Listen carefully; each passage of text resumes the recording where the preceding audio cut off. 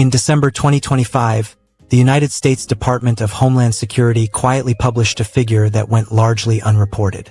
More than 270,000 American citizens formally renounced their residency or applied for permanent migration to another country that year. Australia received the single largest inflow of these applications, nearly 42,000, a 218% increase from 2023.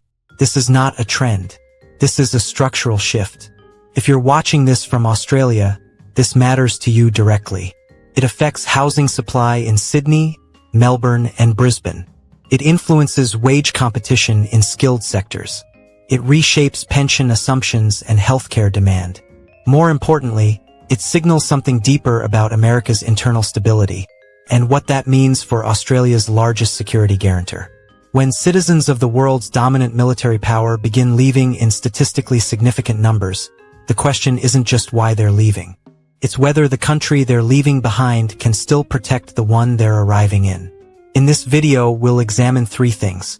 First, how America reached this point, the policy failures and social fractures that built quietly over 15 years.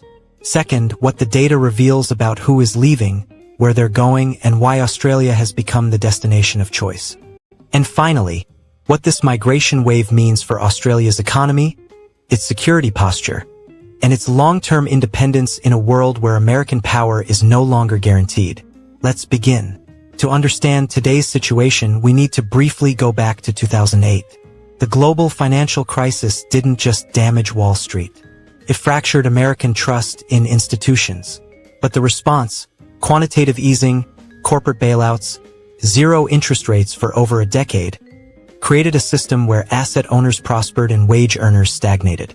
By 2020, the median American household had less purchasing power than it did in 1999.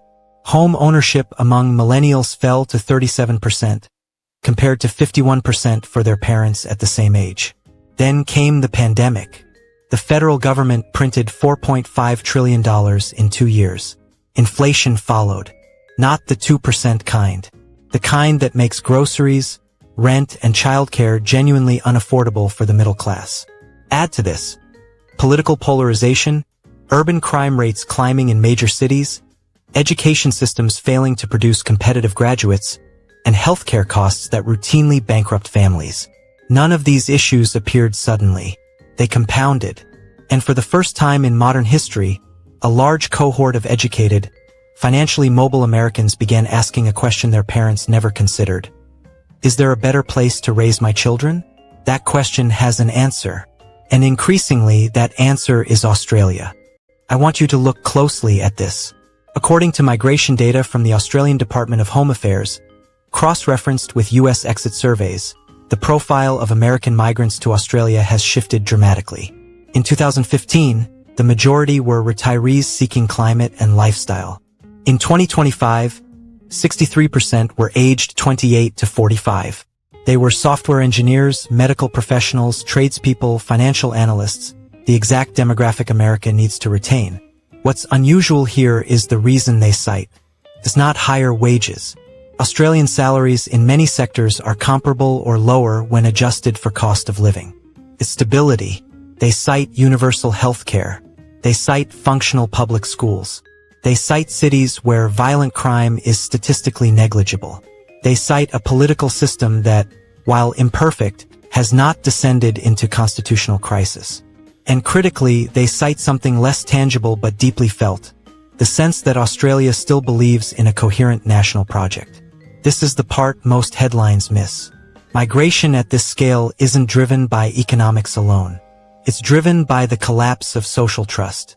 When a society stops believing it can educate its children, heal its sick, and enforce the rule of law equally, the most capable citizens leave. That process is now underway in the United States. Let's think through the consequences, step by step. If this migration continues at current rates for 3 to 5 years, Australia will absorb an additional 200,000 American professionals. That's a population injection equivalent to adding a city the size of Hobart, but with far higher average incomes. Property markets in capital cities will tighten further. Rental vacancies in Melbourne are already at 0.9%. This will push prices higher, faster. skilled wage competition will increase. If you're an Australian software engineer or healthcare worker, you're now competing with Americans willing to take equivalent or lower pay for residency security. But there's a larger, strategic question. If America's domestic cohesion continues to erode, what happens to its military commitments in the Indo-Pacific? Australia's defense policy is built on one assumption: that the United States will intervene in a regional conflict. That assumption relies on American political stability, fiscal capacity, and public willingness to project power abroad. If American citizens are fleeing their own country, how confident should Australia be that American soldiers will defend someone else's? This is not speculation. This is scenario planning. And if the answer is uncertain, then Australia must accelerate its own defense industrial capacity, deepen ties with India and Japan, and reconsider its resource export dependencies on China. Because a world where America is consumed by internal division is a world where Australia cannot afford to be strategically passive. So where does that leave Australia? On one hand, this migration wave brings capital, skills, and entrepreneurial energy. It diversifies the economy. It strengthens the tax base. On the other hand, it exposes an uncomfortable truth. Australia is attractive precisely because it has avoided the fractures that plague America. But that attractiveness is fragile. If housing becomes unaffordable for native-born Australians, resentment will build. If wage stagnation spreads, political stability erodes. And if Australia's security guarantor is distracted or diminished, then no amount of skilled migration will compensate for a failure to build sovereign defense capability. The risk is this: Australia could become prosperous and populated, but strategically vulnerable. Prosperity without security is temporary. Let me bring this back to the practical level. If you own property in a capital city, this trend is likely to sustain price growth in the medium term. If you're entering the workforce in a skilled profession, expect increased competition, but also increased demand for services. If you're managing superannuation or long-term investments, the stability of the US dollar and US Treasury bonds is no longer a foregone conclusion. Diversification matters. And if you care about Australia's long-term independence, then the question of defense spending, alliance diversification, and regional diplomacy should matter to you deeply. Because the world is not returning to the stability of 1995 or even 2015.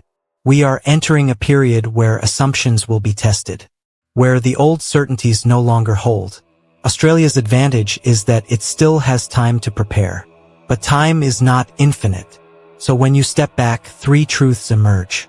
First, the migration of Americans to Australia is not a temporary anomaly. It reflects a deeper fracture in American society that will not resolve quickly. Second, this migration brings both opportunity and risk. Australia benefits economically, but only if it manages housing, wages, and social cohesion carefully. Third, Australia's strategic environment is changing. The reliability of American power is no longer certain. That uncertainty demands action, not hope. I'll leave you with one question. Does this migration wave strengthen Australia's position in the region, or does it distract from the harder work of building sovereign capability? I genuinely like to hear your perspective in the comments. We examine exactly what Australia would need to do if it could no longer rely on the United States. Until next time, think carefully and stay informed.